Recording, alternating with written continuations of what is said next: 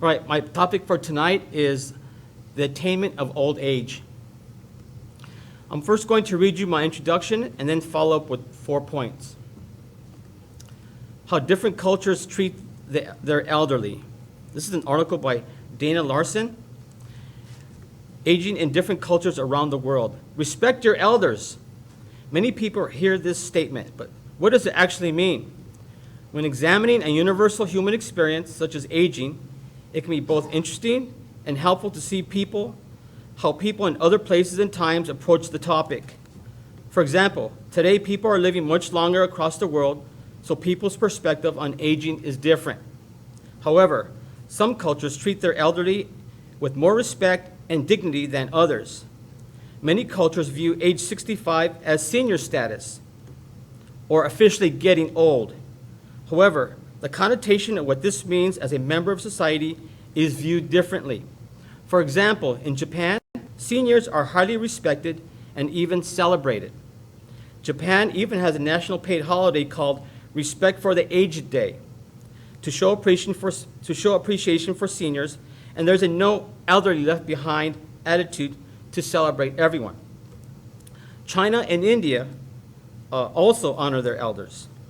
While America's seniors are arguably happier and healthier than ever before, they are still subject to prejudice and stereotyping.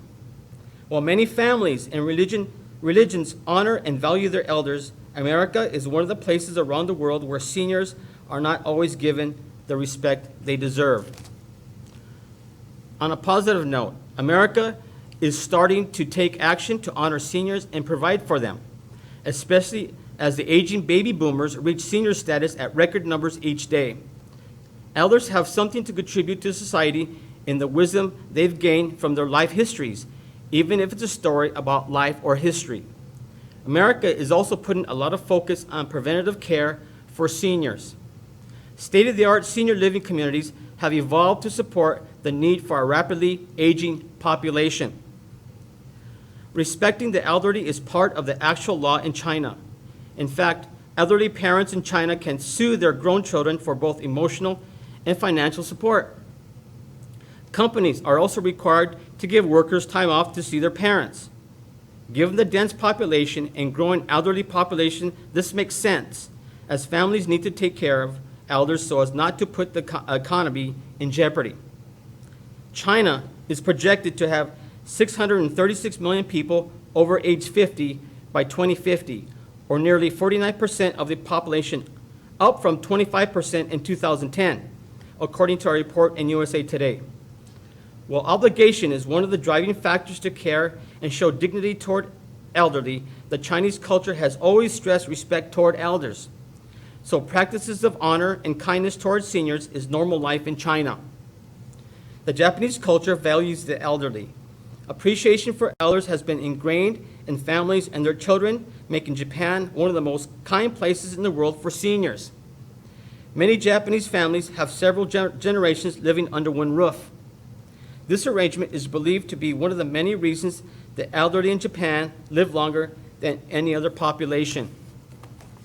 In fact, there are more elderly citizens than young people in Japan, as the population is comprised of more people over the age of 65 than any other group, according to the Administration on Aging.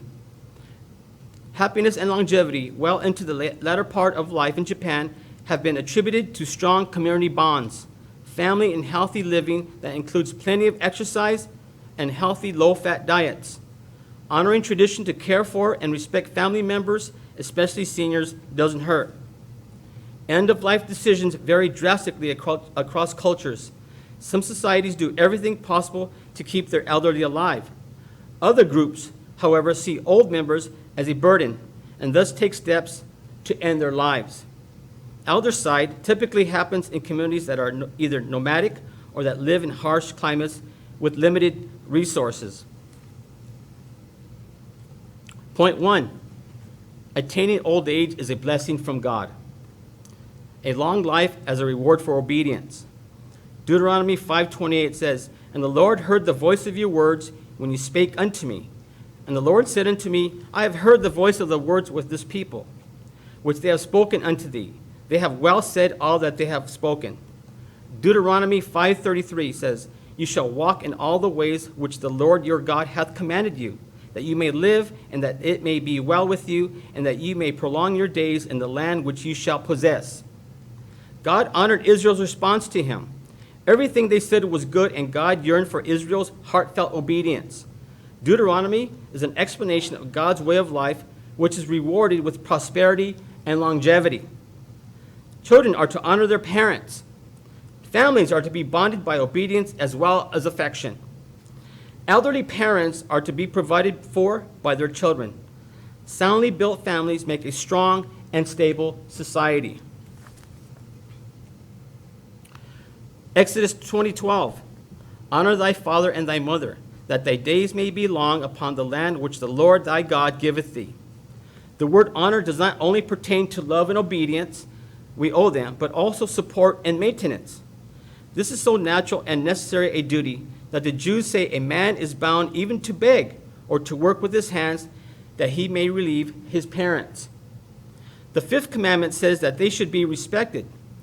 We should have an internal appreciation for them and should be outwardly expressed on all occasions in our conduct toward them. Leviticus 19:3 says, "Fear them." Hebrews 12:9 says, "Give them reverence." Ephesians 6:1 says, "Be obedient to their lawful commands." Ephesians 6:1-3 says, "Children, obey your parents," which means come when they call you, go where they send you, do what they bid you, refrain from what they forbid you. Children should strive to be the comfort of their parents and to make their old age easy to them, being available if they're in need of support. Those that do their duty to their parents are most likely to have the comfort of that which their parents gather for them and leave to them. Those that support their parents shall find that God the Father will support them. This promise is expressed in Ephesians 6:3, "That it may be well with thee, and thou mayest live long on the earth." Proverbs 3:1-2, "My son, forget not my law, but let thine heart keep my commandments, for length of days and long life, and peace shall they add to thee." Again, the son is urged, both negatively and positively, to heed what he is being taught. If these instructions are part of one's inner life, two benefits will be realized. Longevity, a sign of God's blessing, and prosperity. Though it includes peace and prosperity, it is broader in meaning. It also suggests wholeness, health, and harmony. Deuteronomy 4:40, "Thou shalt keep therefore his statutes and his commandments, which I command thee this day, that it may go well with thee and with thy children after thee, and that thou mayest prolong thy days upon the earth, which the Lord thy God giveth thee forever." The last four verses I read, God makes a promise of a long life if you are obedient to him. But Ecclesiastes 8:13 says, "But it shall not be well with the wicked, neither shall he prolong his days, which are as a shadow, because he feareth not before God." Seeing grandchildren is a sign of a blessing. In most instances, grandchildren seem to love us more than most people. They fight over us for who gets to read to them at bedtime, who gets to watch what TV program on TV. They enjoy running and jumping into our arms when we know it's going to hurt. But you let them do it anyway. When the grandchildren expect a visit from us, they anxiously wait in front of the window to see us drive up, and when we do, they are beside themselves. They seem to love us unconditionally. Proverbs 17:6, "Children's children are the crown of old men, and the glory of children are their fathers." It is an honor to parents when they are old to leave children and children's children growing up that walk in the steps of their integrity and are likely to maintain and advance the reputation of their families. It is an honor to a man to live so long as to see his children's children, to see his house built up in them, and to see them likely to serve their generation according to the will of God. Genesis 48:11, "And Israel said unto Joseph, I had not thought to see thy face, and lo, God hath showed me also thy seed." This verse speaks to the blessings of grandchildren as well. Grandchildren accept us for who we are and make no effort to try and change us. They don't seem to care if we're athletic or not, or if we make a lot of money. There never seems to be the need to prove ourselves to them. Our physical appearance does not seem to matter to them, just as long as they know that they are loved. Psalm 128, 5 and 6. The Lord shall bless thee out of Zion, and thou shalt see the good of Jerusalem all the days of thy life. Yea, thou shalt see the children's children, and peace upon Israel. Having grandchildren gives us the freedom to be silly and to allow our grandchildren to be silly as well. Our own children would die of embarrassment if as a parent, we were caught being silly in public. But grandchildren, they thrive on laughter and acting childish. That's why this following verse would apply to grandparents and grandchildren. Proverbs 17:22, a merry heart doeth good like a medicine, but a broken spirit drieth the bones. When God blesses you with grandchildren, a merry heart does indeed doeth good like medicine. Point 2, the disabilities of old age. Its frailties. Frailty commonly associated with aging includes several characteristics. Frail older adults are weak, often have many complex medical problems, have a lower ability for independent living, may have impaired mental abilities, and often require assistance for daily activities. For instance, dressing, eating, toileting, and mobility.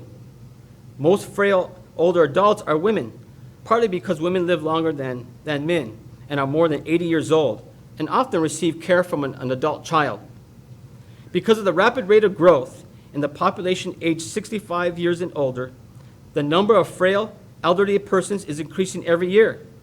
Persons who are frail are more likely to become disabled, to be admitted to the hospital, or to have health problems.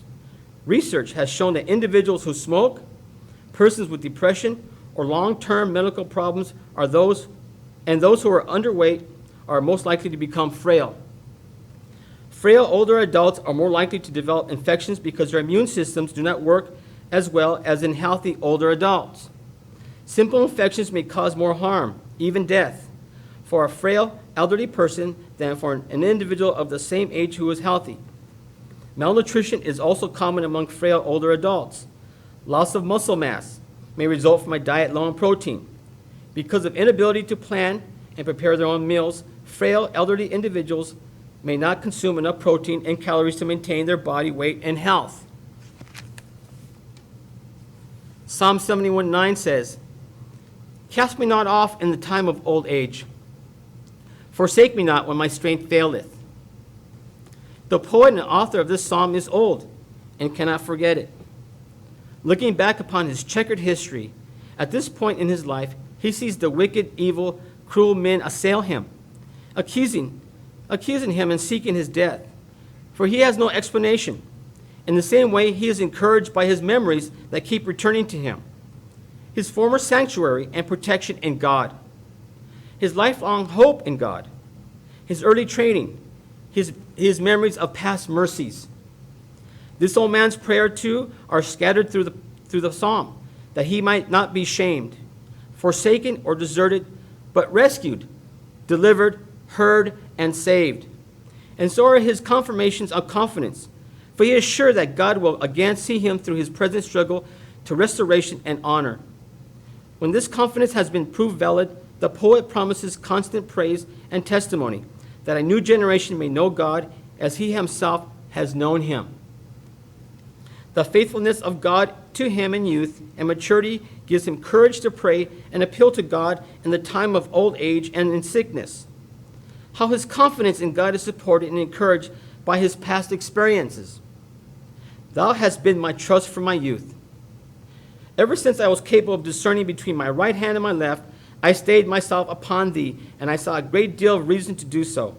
Ever since he had the use of his reason, he had been dependent upon God's goodness. I'm sure many of our senior saints here can give testimony of how God has sustained them all these years. The progressive inability to have children. Genesis 18:11. Now Abraham and Sarah were old and well stricken in age, and it ceased to be with Sarah after the manner of women, which means that it was humanly impossible to have children at Sarah's age. I believe she might have been about 90 years of age. Now remember that in Genesis 18:1, the Lord and two others appeared to Abraham in the plains of Mamre and ate with him. After the meal, one of the angelic visitors announced that a son would be born to Sarah in a year. That thought seemed ludicrous to Sarah, and she laughed in her heart. The Lord's reply rebuked the woman. Is anything too hard for the Lord? Basically, this account is a call to believe that God can do the impossible. In this case, it was impossible for Sarah to have children. He confirmed his promise by a personal visit and ate with them to announce that the time was at hand. It was the annunciation of a humanly impossible birth. Is a child from a dead womb too marvelous for the one who called all things into existence? My point being that giving birth at Sarah's age was not very likely. 2 Kings 4:14, and he said, What then is to be done for her? And Gehazi answered, Verily, she hath no child, and her husband is old. This is an instant where the husband is too old to father a child. A well-to-do woman invites Elisha to stop by for meals. She recognizes that he is a holy man of God. Eventually, she and her husband provide a small room for Elisha. Elisha, wishing to demonstrate his appreciation, asks the woman, what can he do for her? She says she is satisfied and asks for no special favor. When she is gone, Elisha's servant reminds him that she has no children and that her husband is old. When she returns at Elisha's bidding and stands in the doorway of his room, he informs her that she will have a son within the year. The giving of a son to such as were old, had been long childless, was an ancient instance of the divine power and favor. In the case of Abraham and Isaac, Manoah and Elkanah, we find it here among the wonders wrought by Elisha. This was repayment for the kind entertainment which a good woman gave him, as the promise of his son was given to Abraham when he entertained angels. Luke 1:13, but the angel said unto him, Fear not, Zacharias, for thy prayer is heard, and thy wife Elizabeth shall bear thee a son, and thou shalt call his name John. Luke 1:18 says, And Zacharias said unto the angel, Whereby shall I know this? For I am an old man, and my wife well stricken in years. Zachariah had doubts that such a thing could take place because both he and Elizabeth were old. But the angel, identifying himself as Gabriel, reassured Zechariah that this good news was from the Lord. When Gabriel appeared twice to Daniel, both times he gave Daniel instruction and understanding. He did the same here with Zechariah, as can be inferred from the song of praise and trust which Zechariah uttered later. So it is a rare thing for older folk to bear children. But in certain instances, such as these we looked at, see that it was possible, but only with divine intervention. So be careful, you older folk. Point 3, the approach of death. The Journal of American Medical Association says that across the developed world, more people are living longer, which of course means more get to be extremely old by the time they die. Dying in older age can mean a different sort of death, such as becoming gradually frailer in both body and mind and developing numerous health problems over many years. The oldest and frailest in our society are becoming less visible as many who need the most support, such as those with dementia are either in care homes or less able to get out and about. But their voices are crucial to shaping end-of-life care services. Death was part of life for many of the older people who often said they were taking each day as it comes and not worrying too much about tomorrow. Most felt ready to die, and some even welcomed it. Genesis 27:2 says, And he said, Behold now, I am old. I know not the day of my death. When Isaac was old and his eyes were dim, he was in his 137th year and apprehending death to be near. Isaac prepared to make his last will an act of the gravest importance, especially as it included the transfer through a prophetic spirit of the patriarchal blessing. What Isaac was doing was preparing to get his house in order, something we must all do. Isaac, at the age of 137, felt like this was the time to start putting things in action. Like Pastor says, some of us are rounding third base. In the case of Isaac, though, I believe he went on to live many more years after this verse takes place. And for my last point, God's provision for the aged. God strengthens and sustains them. Isaiah 46:4. And even to your old age, I am he. And even to hoar hairs will I carry you. I have made and I will bear. Even I will carry and I will deliver you. After this study, which some of it wasn't the most pleasant, let me conclude with this. Albert Barnes writes on this subject of God and the aged. And even to your old age, I am he. Or rather, I am the same. I remain unchangeably with the same tenderness, the same affection, the same care. In this, the care of God for his people surpassed that of the most tender parent and the most kind nourisher of the young. The care of the parent naturally dies away as the child reaches manhood, and it is usually removed by death before the son or daughter that excited so much solitude in his infancy and childhood reaches old age. But not so with God. His people are always the objects of his tender care. Age does not make them less dependent, and experience only teaches them more and more their need of his sustaining grace. The argument here is that he who has watched over the infancy of his people with so much attentiveness would not leave them in the exposures and infirmities and trials of the advanced years of their history. The doctrine is, first, that his people always need his protection and care. Secondly, that he will never leave nor forsake them. Thirdly, that he who is the God of infancy and childhood will be the God of the aged, and that he will not leave or forsake his people who have been the objects of his care and affection in childhood when they become old. Thank you. Okay, while the ushers are collecting attendance slips, I will share a few announcements.